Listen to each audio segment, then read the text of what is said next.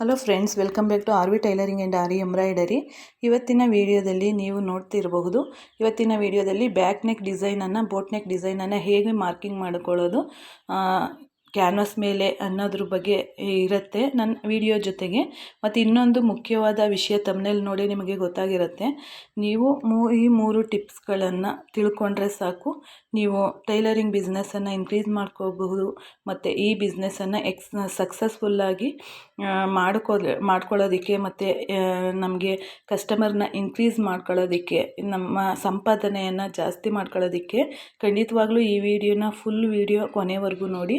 ಜೊತೆಗೆ ವಿಡಿಯೋನ ಅಬ್ಸರ್ವ್ ಮಾಡಿ ನಾನು ಯಾವ ರೀತಿ ಮಾರ್ಕಿಂಗ್ ಮಾಡ್ಕೋತಿದ್ದೀನಿ, ಯಾವ ರೀತಿ ಕ್ಯಾನ್ವಾಸ್ ಮೇಲೆ ಮಾರ್ಕಿಂಗ್ ಮಾಡ್ಕೋತೀನಿ ಅನ್ನೋದ್ರ ಬಗ್ಗೆ ಈ ವಿಡಿಯೋ ಇರುತ್ತೆ ನೋಡಿ. ಈಗ ನೀವು ನೋಡ್ತಾ ಇರ್ಬೋದು, ಈಗ ಟೈಲರಿಂಗ್ ಬಿಸ್ನೆಸ್ಸಲ್ಲಿ ಎಷ್ಟೊಂದು ಜನ ಟೈಲರ್ಗಳು ಇದ್ರೂ, ಈಗ ಬೇರೆಯವ್ರ ವಿಷಯ ಬೇಡ, ನಾನು ಸ್ಟಿಚಿಂಗ್ ಮಾಡ್ತಾ ಇರುವಂಥದ್ದು 20 ವರ್ಷ ಆಯಿತು ಅಂತ ಹೇಳಿದೆ. ಜೊತೆಗೆ ಟೈಲರ್ಗಳು ಎಷ್ಟು ಜನ ಇದ್ದಾರೆ ಅಂದರೆ, ಬೀದಿಗೆ ಒಬ್ಬರು ಟೈಲರ್ಗಳಿದ್ದಾರೆ. ಹಾಗಿರುವಾಗ ಕಾಂಪಿಟೇಷನ್ನಲ್ಲಿ ನಾವು ಯಾವ ರೀತಿ ಟೈಲರಿಂಗ್ ಬಿಸ್ನೆಸ್ಸನ್ನು ಇನ್ಕ್ರೀಸ್ ಮಾಡ್ಕೊಳ್ಳೋದು, ಈ 3 ಟಿಪ್ಸ್ಗಳನ್ನು ನೀವು ಫಾಲೋ ಮಾಡ್ತು ಅಂತಂದರೆ ಆಟೋಮೆಟಿಕ್ಕಾಗಿ ನಿಮಗೆ ದಿನ ನೀವು ಒಂದು ಸಿಂಪಲಾಗಿ ನೀವು ಒಂದು ಸಿಂಪಲಾಗಿ ಮಾಡ್ತೀನಿ ಅಂತಂದ್ರೂ ಒಂದು ದಿನ 3,000 ರೂಪಾಯಿವರೆಗೂ ನಾವು ಸಂಪಾದನೆಯನ್ನು ಮಾಡ್ಕೋಬೋದು. ಇಲ್ಲ ನಾವು ವರ್ಕ್ ಮಾಡಿ, ಈಗ ನಾವೆಲ್ಲ ವರ್ಕೆಲ್ಲ ಮಾಡ್ತಾ ಇರೋದ್ರಿಂದ ತುಂಬಾ ನಮಗೆ ಹೊರಗಡೆ ಹೋಗಿ ದುಡಿಯೋದಕ್ಕಿಂತ ಹೆಚ್ಚು ನಾವು ಸಂಪಾದನೆ ಮನೆಯಲ್ಲೇ ಆಗುತ್ತೆ. ಹಂಗಿರುವಾಗ ಯಾಕೆ ನೀವು ಈ ಕೆಲಸನ ಮಾಡಬಾರ್ದು? ಈಗ ನಾನು ಹೇಳುವಂಥ ಈ 3 ಟಿಪ್ಸನ್ನು ನೀವು ತಿಳ್ಕೊಳ್ಳಿ. ಆದಷ್ಟು ನೀವು ಕೊನೆವರೆಗೂ ವಿಡಿಯೋ ನೋಡಿದ್ರೆ ನಿಮಗೆ ತುಂಬಾ ಚೆನ್ನಾಗಿ ಅರ್ಥ ಆಗುತ್ತೆ. ಮತ್ತು ಎರಡೆರಡು ಬೆನಿಫಿಟ್ಟು ನಿಮಗೆ. ಈಗ ಮಾರ್ಕಿಂಗ್ ಮಾಡ್ತಾ ಇರುವಂಥದ್ದನ್ನು ನೋಡಿದ್ರೆ ಈಸಿಯಾಗಿ ನೀವು ಕ್ಯಾನ್ವಾಸ್ ಮೇಲೆ ಮಾರ್ಕಿಂಗನ್ನು ಮಾಡ್ಕೊಳ್ಳೋದನ್ನು ಕಲಿಬಹುದು. ಜೊತೆಗೆ ಈ 3 ಟಿಪ್ಸನ್ನು ನೀವು ತಿಳ್ಕೊಂತು ಅಂದರೆ ನಿಮ್ಮ ಬಿಸ್ನೆಸ್ಸನ್ನು ಇನ್ಕ್ರೀಸ್ ಮಾಡ್ಕೋಬೋದು. ಈಗ ಮೊದಲನೇ ಟಿಪ್ ಏನಂತಂದರೆ, ನಾವು ಟೈಲರಿಂಗ್ ಕೆಲಸ ಮಾಡ್ತಿದ್ದೀವಿ ಅಂತಂದಾಗ ನಾವು ಯಾವುದೇ ಕೆಲಸನ ಮಾಡೋದಾಗಲಿ ಆ ಕೆಲಸದಲ್ಲಿ ನಮಗೆ ಪರ್ಫೆಕ್ಷನ್ ಅನ್ನೋದು ಬೇಕಾಗತ್ತೆ. ನಾನು ಯಾವಾಗಲೂ ಹೇಳ್ತಾ ಇರ್ತೀನಿ, ಕಲಿಯುವಾಗ ನೀವು ಬೇಕಾಬಿಟ್ಟಿಯಲ್ಲಿ ನಾವು ಕಲಿತಾ ಇದ್ದೀವಲ್ವ, ಈ ತಪ್ಪಾದರೆ ಓಕೆ, ಈ ತಪ್ಪಾದರೆ ಓಕೆ ಅಂದ್ಕೊಂಡು ಮಾಡ್ತಾ ತಪ್ಪನ್ನೇ ಮಾಡ್ತಾ ಇದ್ದಾಗ ನೀವು ತಪ್ಪನ್ನೇ ಕಲಿತಾ ಹೋಗ್ತೀರಾ. ಹಾಗಾದಾಗ ನಿಮ್ಮ ಕೆಲಸ ಕ್ಲಾರಿಟಿ ಕಳ್ಕೊತಾ ಹೋಗುತ್ತೆ. ನೀವು ಕಲಿಯುವಾಗಲೇ ಅದಕ್ಕೊಂದು ಕ್ಲಾರಿಟಿ ಕೊಟ್ಟು, ಈಗ ಫಿನಿಶಿಂಗ್ ಈ ರೀತಿ ಬರಬೇಕು ಅಂತ ನೀವು ಮನಸ್ಸಲ್ಲಿ ಇಟ್ಕೊಂಡು ಆ ರೀತಿ ನೀವು ಕಲಿಯುವಾಗಲೇ ನೀಟಾಗಿ ಅದನ್ನು ಶ್ರದ್ಧೆ ಇಟ್ಟು ಕಲಿತೀರಾ ಅಂತಂದರೆ ಪರ್ಫೆಕ್ಷನ್ ಅನ್ನೋದು ನಿಮ್ಮ ಪ್ರಾಕ್ಟೀಸ್. ನಾನೀಗಾಗಲೇ ಸುಮಾರು ವೀಡಿಯೋಸಲ್ಲಿ ಹೇಳಿರ್ತೀನಿ, ನಾವು ಯಾವುದೇ ಕೆಲಸನ ಮಾಡಬೇಕಂತಂದ್ರೂ ಅದು ಪ್ರಾಕ್ಟೀಸಿಂದನೇ ಆಗುವಂಥದ್ದು.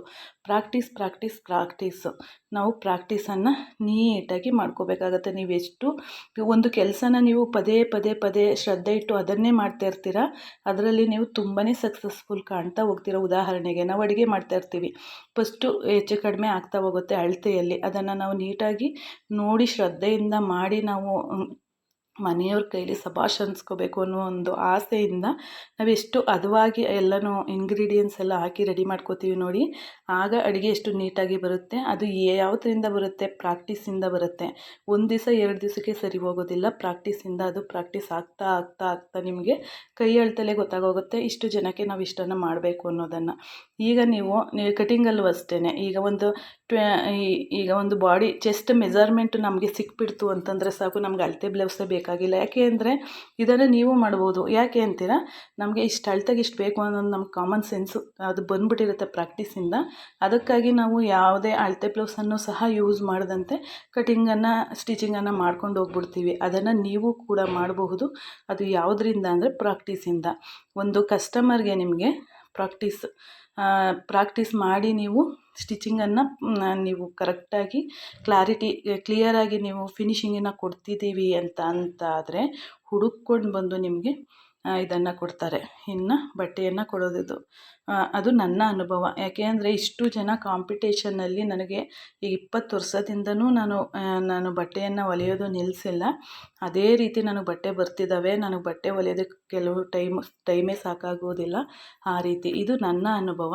ಅದು ನಮಗೆ ಫಿನಿಶಿಂಗ್ ನೀಟಾಗಿ ಬಂದು ಅವ್ರಿಗೆ ಕಸ್ಟಮರ್ಗೆ ಸ್ಯಾಟಿಸ್ಫ್ಯಾಕ್ಷನ್ ಆಯಿತು ಅಂದರೆ ಖಂಡಿತವಾಗ್ಲೂ ಅವ್ರ ಕಡೆಯಿಂದ ಇನ್ನೊಂದಷ್ಟು ಜನವನ್ನು ಕರೆತರುವಂತಹ ಶಕ್ತಿ. ಈ ಜೊತೆಗೆ ಹೆಂಗಸರು ಬಾಯಿಂದ ಬಾಯಿಗೆ ಅಡ್ವರ್ಟೈಸ್ಮೆಂಟ್ ಅಂತ ಹೇಳ್ತೀವಿ ನೋಡಿ, ದುಡ್ಡು ಕೊಟ್ಟು ಅಡ್ವರ್ಟೈಸ್ಮೆಂಟ್ ಮಾಡೋ ಹಾಗಿಲ್ಲ. ಒಬ್ರಿಗೆ ಕಸ್ಟಮರ್ಗೆ ನಾವು ನೀಟಾಗಿ ಸ್ಟಿಚಿಂಗನ್ನು ಮಾಡಿ ಕೊಟ್ಟಿದ್ದೀವಿ ಅಂತಂದರೆ ಆಟೋಮೆಟಿಕ್ಕಾಗಿ ಅವರು ಈಗ ಒಂದು ಫಂಕ್ಷನ್ಗೆ ಹೋದರೆ ಅಲ್ಲೆಲ್ಲ ಮಾತಾಡುವಂಥದ್ದು, ಒಂದು ಬ್ಲೌಸು ನೋಡೋದಕ್ಕೆ ತುಂಬ ಚೆನ್ನಾಗಿದೆ, ಅದು ಫಿಟ್ಟಿಂಗ್ ಚೆನ್ನಾಗಿದೆ ಅಂದಾಗ ಅದನ್ನು ಸುಮಾರು ಜನ ಕೇಳ್ತಾರೆ, ಇದು ಎಲ್ಲಿ ಸ್ಟಿಚಿಂಗ್ ಮಾಡಿಸಿದ್ದು ಅಂತ. ಅದು ಕಾಮನ್ ಆಗಿಬಿಟ್ಟಿದೆ, ಅದು ನಿಮಗೂ ಗೊತ್ತು. ಆಗ ನೀವು ಅವ್ರಿಗೆ ತುಂಬ ನಿಮ್ಮ ಮೇಲೆ ಒಳ್ಳೆ ಭಾವನೆ ಇತ್ತು, ನೀಟಾಗಿ ಸ್ಟಿಚಿಂಗ್ ಎಲ್ಲ ನೀವು ಚೆನ್ನಾಗಿ ಮಾಡಿದ್ದೀರಾ ಅನ್ನೋವಂಥದ್ದು ಅವ್ರಿಗೆ ಸ್ಯಾಟಿಸ್ಫ್ಯಾಕ್ಷನ್ ಇತ್ತು ಅಂದರೆ ಅಷ್ಟು ಜನಕ್ಕೂ ಅಲ್ಲಿರುವಂಥ ಗ್ರೂಪ್ಗೆ ಅವರು ನಿಮ್ಮನ್ನು ಪರಿಚಯ ಮಾಡಿಸ್ಕೊಡ್ತಾರೆ, ಇಂಥ ಕಡೆ ನಾನು ಮಾಡಿಸಿದ್ದೀನಿ ಅಂತ. ಹಾಗಾಗಿ ನಿಮಗೆ ಕಸ್ಟಮರ್ ಇನ್ಕ್ರೀಸ್ ಆಯಿತು. ಕಸ್ಟಮರ್ ಇನ್ಕ್ರೀಸ್ ಆದಮೇಲೆ ಆಟೋಮೆಟಿಕ್ಕಾಗಿ ನಿಮ್ಮ ಆದಾಯ ಏನಿದೆ ಅದು ಜಾಸ್ತಿ ಆಗ್ತಾನೆ ಹೋಗುತ್ತೆ. ನಂಬರ್ 2, ನಿಮ್ಮದು ಈಗ ಫಿಟ್ಟಿಂಗ್ ನೀಟಾಗಿ ಬಂದಿದೆ, ಅದನ್ನು ನಿಮ್ಮ ಕಾನ್ಫಿಡೆನ್ಸ್ ಬೇಕು. ಜೊತೆಗೆ ನೀವು ತಗೊಳ್ಳುವಂಥ ರೇಟ್ ಆಗಬಹುದು. ಸೆಕೆಂಡ್ ಟಿಪ್ ಏನಿದು, ರೇಟ್ ಅಂತ ಅಂದ್ಬಿಟ್ಟು ನಾವು ನಮ್ಮ ಕೆಲಸಕ್ಕೆ ಅದಕ್ಕೆ ಅನ್ಯಾಯ ಆಗುವ ಹಾಗೆ ನಾವು ರೇಟನ್ನು ಫಿಕ್ಸ್ ಮಾಡ್ಕೋಬಾರ್ದು. ಯಾಕೆಂದರೆ ನಮ್ಮ ಕೆಲಸಕ್ಕೂ ಗೌರವ ಇದೆ.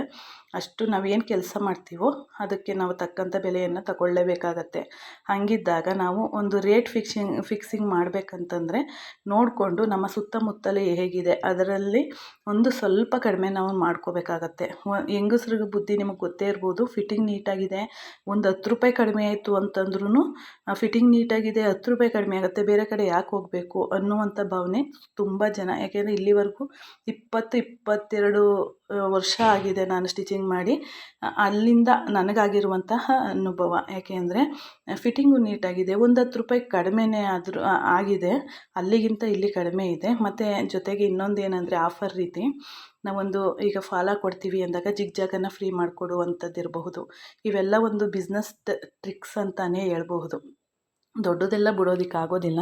ಈಗ ಫಾಲ್ ಹಾಕಿದಾಗ ನಾವು ಬಿಡೋದಕ್ಕಾಗೋದಿಲ್ಲ. ಯಾಕೆಂದರೆ ಒಂದು ಫಾಲ್ ಹಾಕುವಂಥದ್ದು 50ಇಂದ 100 ರೂಪಾಯಿವರೆಗೂ ಇರುತ್ತೆ. ಆವಾಗ ನಾವು ಇದಕ್ಕೆ ಜಿಗ್ಜಾಗ್ ಮಾಡ್ತೀವಿ ನೋಡಿ, ಅದನ್ನು ಬಿಡಬಹುದು. ಅದು ಒಂದು ಆಫರ್ ರೀತಿ ಕೊಡಬಹುದು. ಜೊತೆಗೆ ಬ್ಲೌಸ್ ಸ್ಟಿಚಿಂಗ್ ಮಾಡುವಾಗ ಒಂದು ಹಬ್ಬ ಸೀಸನ್ಗಳಲ್ಲಿ ಒಂದು 10-20 ರೂಪಾಯಿ ಕಡಿಮೆ ಮಾಡ್ಕೋಬೋದು. ಈ ರೀತಿ ಎಲ್ಲ ಮಾಡೋದ್ರಿಂದ ನಾವು ಕಸ್ಟಮರ್ನ ಗಮನನ ಸೆಳೆಯೋದಂಗೆ ಆಗುತ್ತೆ.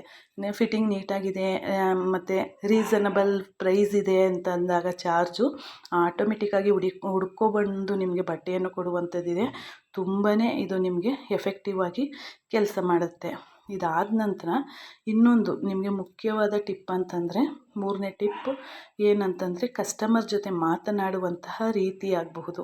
ಯಾಕೆ ಅಂದರೆ ಕಸ್ಟಮರು ಈಗ ಬಟ್ಟೆ ಕೊಡುವಂಥ ಕಸ್ಟಮರಲ್ಲಿ ಅದರಲ್ಲೂ ಹೆಂಗಸರು, ಈಗ ನಾವು ಲೇಡೀಸ್ ಟೈಲರ್ಸ್ ಆಗಿರೋದ್ರಿಂದ ಅದರಲ್ಲಿ ಎಷ್ಟು ಕೆಲವರು ತುಂಬಾ ಕಂಜೂಸ್, ಬೇಜಾರು ಮಾಡ್ಕೋಬೇಡಿ, ತುಂಬಾ ಕಂಜೂಸ್ ಕಸ್ಟಮರ್ಸ್ಗಳಿರ್ತಾರೆ. ಇವು ಎಷ್ಟು ಒಲೆ ಹಾಕುವಾಗ ಹೇಳಿರ್ತೀವಿ ನಾವು ಇಷ್ಟು ರೇಟು ಅಂತ, ಅದರಲ್ಲೂ ಒಂದು ಎಷ್ಟೋ ಬಾರ್ಗೇನ್ ಮಾಡಿ ಕೊನೆಯಲ್ಲಿ ಕೊಡುವಾಗ ಅದು ಕಾಮನ್ನು. ಹಂಗಾದಾಗ ಸರಿ ಅವರು ಜಾಸ್ತಿನೇ ಏನೋ ಒಂಥರ ನಮಗೆ ಬೇಜಾರಾಗುವಂಥ ರೀತಿಯಲ್ಲಿ ಇದು ಮಾಡುವಾಗ ಅಂಥ ಕಸ್ಟಮರ್ ಜೊತೆನೂ ನಾವು ತಾಳ್ಮೆಯಿಂದ ಮಾತಾಡಬೇಕಾಗತ್ತೆ. ನಾವು ಮಾತಾಡುವಂಥ ರೀತಿ ಏನಿದೆ, ನಾವು ಕಮ್ಯುನಿಕೇಟ್ ಮಾಡುವಂಥ ರೀತಿ ಏನಿದೆಯಲ್ಲ, ಬಟ್ಟೆ ಸ್ಟಿಚಿಂಗ್ ಮಾಡಿಸಲ್ಲ ಅನ್ನುವಂಥವ್ರು ಮಾಡಿಸ್ಬೇಕು. ಆ ರೀತಿ ಅವ್ರಿಗೆ ನಾವು ಅವ್ರಿಗೆ ಗೌರವನ ಕೊಟ್ಟು ನೀಟಾಗಿ ತಾಳ್ಮೆಯಿಂದ ಮಾತಾಡಬೇಕಾಗತ್ತೆ.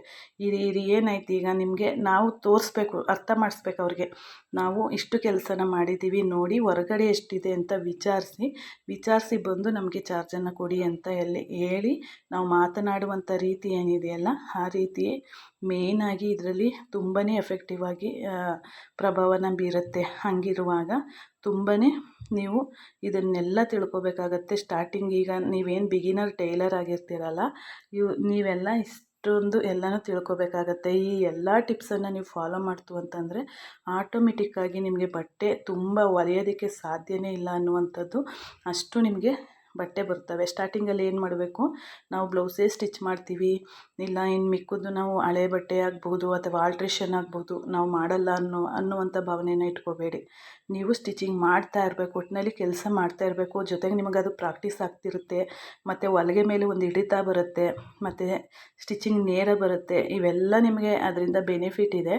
ನೀವು ಸುಮ್ಮನೆ ಕಲ್ತ್ಬಿಟ್ಟು ಸುಮ್ಮನೆ ಕೂತ್ಬಿಟ್ರೆ ನಿಮ್ಗೆ ಪ್ರಾಕ್ಟೀಸ್ ಇಲ್ಲ ಅಂತಂದ್ರೂ ನಿಮಗೆ ನೀಟ್ನೆಸ್ ಬರೋದಿಲ್ಲ.